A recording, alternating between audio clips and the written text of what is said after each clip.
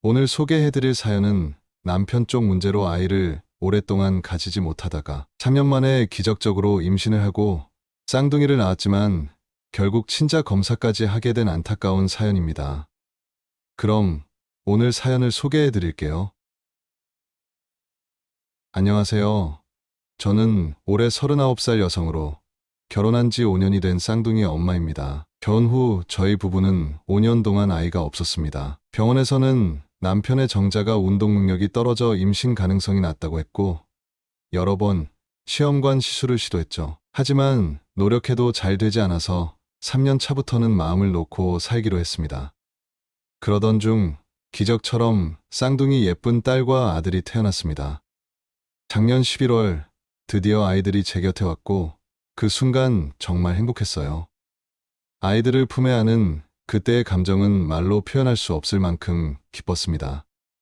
아이가 태어난 후 모든 것이 완벽하게 느껴졌습니다. 한동안 힘들었던 시간이 끝나고 드디어 저희 가족이 완성된 것 같았죠. 그러나 그 행복도 잠시 아이들을 낳고 얼마 지나지 않아 저희 시어머니가 이상한 소리를 하셨습니다. 소위 무당이라는 분이라 아이를 낳고 100일이 지나기 전에 저를 무시하는 듯한 말을 했죠. 너희 둘 합으로는 애가 없는데 애가 생겼다는 식으로요. 처음에는 그냥 흘려들었지만 그 말이 점점 신경 쓰이기 시작했습니다. 남편은 올 봄부터 계속해서 친자 확인을 요구하기 시작했습니다. 시어머니의 말 때문에 저를 의심하는 것 같았고 저도 스트레스가 쌓였습니다. 너도 알잖아. 내가 애를 어떻게 낳았는지 의심하면 안 되는 거잖아. 제가 그렇게 말했을 때 남편은 네가 뭔가 자신이 없으니까 그런 거지라고 반응했죠. 그 말에 너무 상처받았습니다. 사랑하는 사람에게서 이렇게 의심받는다는 게 얼마나 아픈 일인지 그때는 정말 믿을 수 없는 기분이었습니다. 그 뒤로 남편은 아기들을 마치 자신의 자식이 아닌 것처럼 대하기 시작했습니다. 아기가 울면 애새끼 쳐온다라고 하며 막말하고 아이들이 시끄럽다고 나가라고 하더군요. 정말 마음이 아팠습니다. 그때의 남편 모습이 너무 낯설게 느껴졌어요. 사랑하는 사람의 얼굴에서 이렇게 차가운 감정을 느낀다는 게 믿기지 않았죠. 그래서 다음 날 아이들을 데리고 친정으로 갔습니다. 아기들의 머리카락 몇 가닥을 뽑으며 눈물이 나더군요. 왜 이렇게 초라하게 느껴지는지 아기들에게 미안한 마음이 커졌습니다. 친자 확인을 하기로 마음먹고 준비하기 시작했습니다. 지퍼백에 아들, 딸 이름을 적어놓고 이혼 서류도 함께 넣어 보냈습니다. 이제 아가들 아빠가 아니고 나도 우리 아이들을 아빠 없이 키워나갈 것이다 라는 내용의 편지도 동봉했어요. 그 편지를 쓰면서 저도 모르게 흐르는 눈물을 멈출 수가 없었습니다. 왜 이렇게 됐는지, 사랑이 이렇게 변할 수 있는지 제 마음이 너무 아팠습니다. 정말 힘들었지만 제가 버틸 수 있었던 이유는 아기들이었습니다. 남편이 아이들을 버리는 모습을 상상하며 힘을 냈어요.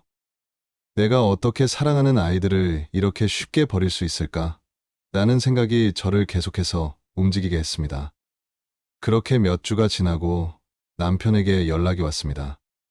만나서 이야기를 나누었는데 그의 얼굴이 사색이더군요. 엄마도 미안하게 생각한다는 말도 했지만 그동안 저와 아이들을 무시했던 기억이 떠올라서 가슴이 아팠습니다. 그때의 감정이 복잡하게 얽혔어요. 그가 저를 어떻게 대했는지, 아이들을 어떻게 대했는지 떠올리면 분노가 치밀어 올랐습니다. 이후로는 연락을 받지 않았습니다. 친정으로 돌아가 아이들과 함께 지내며 행복한 날들을 보내고 있습니다. 남편과 살던 시절보다 훨씬 더 행복해요. 아이들과 함께하는 시간이 소중하고 그들의 웃음소리가 제 마음을 따뜻하게 해줍니다. 친정엄마는 남편이 찾아오면 경찰에 신고하고 필요한 증거도 남기라고 조언해주고 있습니다. 한 번은 남편이 집에 무작정 들어와서 소란을 피운 적도 있었어요. 그때 엄마가 동영상으로 촬영하고 있었는데 남편이 엄마의 휴대폰을 던져서 액정이 깨지는 바람에 더 황당했습니다. 엄마는 남편에게 이제 너는 우리에게 아무런 관계도 없다라고 단호하게 말했죠. 이런 상황 속에서 저는 이혼 소송을 준비하기 시작했습니다. 변호사와 상담을 하면서 제 상황을 정리해 나갔습니다. 처음에는 두렵고 혼란스러웠지만 점차 제 마음이 정리되면서 용기를 내기로 했습니다. 변호사님은 저에게 이 정도면 결혼 상태 유지가 불가능하다라고 말씀해 주셨고 충분히 승소할 수 있다고 하셨습니다. 그런데 소송 준비를 하면서도 여러 가지 걱정이 생겼습니다. 남편은 제가 휴직 중이라는 사실을 모릅니다. 시어머니와 남편 둘 다 제 임신 소식을 듣고 직장을 그만두라고 닥달하였기 때문에 그만둔 줄로만 알지. 제가 휴직 중이라는 생각은 꿈에도 못할 겁니다. 남편은 저에게 돈을 잘 주지 않고 카드 한도만큼만 주면서 생활하고 있어요. 그래서 제 저축을 이용해 생활하고 있습니다.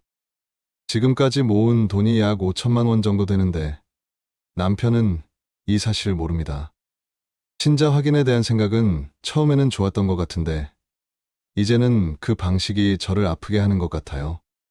제 아이들을 이상한 존재로 취급하는 느낌이 드니까요. 내 아이들이 어떻게 그런 존재로 변할 수 있지? 라는 생각이 저를 괴롭히고 있습니다. 정신과 치료도 할 예정입니다.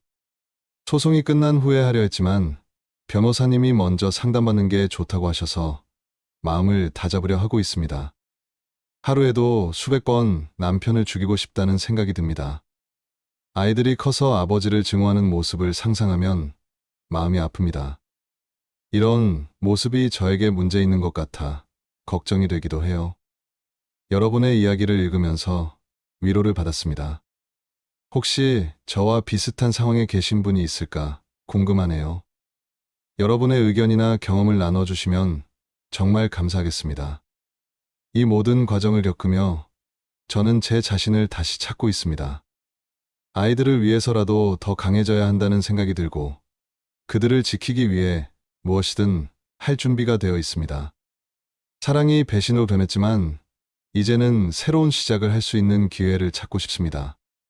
때로는 힘든 순간이 찾아오고 그럴 때마다 아이들의 웃음소리가 저에게 힘을 주곤 합니다. 그들의 순수한 눈빛을 보며 저 역시 강해져야 한다는 생각이 듭니다. 이제는 제가 아이들에게 더 좋은 엄마가 되어주고 싶어요. 그들을 위해서라도 반드시 행복한 미래를 만들어가고 싶습니다. 여러분의 응원과 지지를 부탁드립니다. 이제는 제 자신과 아이들을 위해서라도 남편과의 과거를 정리하고 새로운 삶을 시작해야 할 때라고 느끼고 있습니다.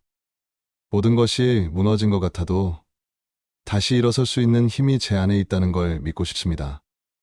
여러분의 이야기를 듣고 싶습니다.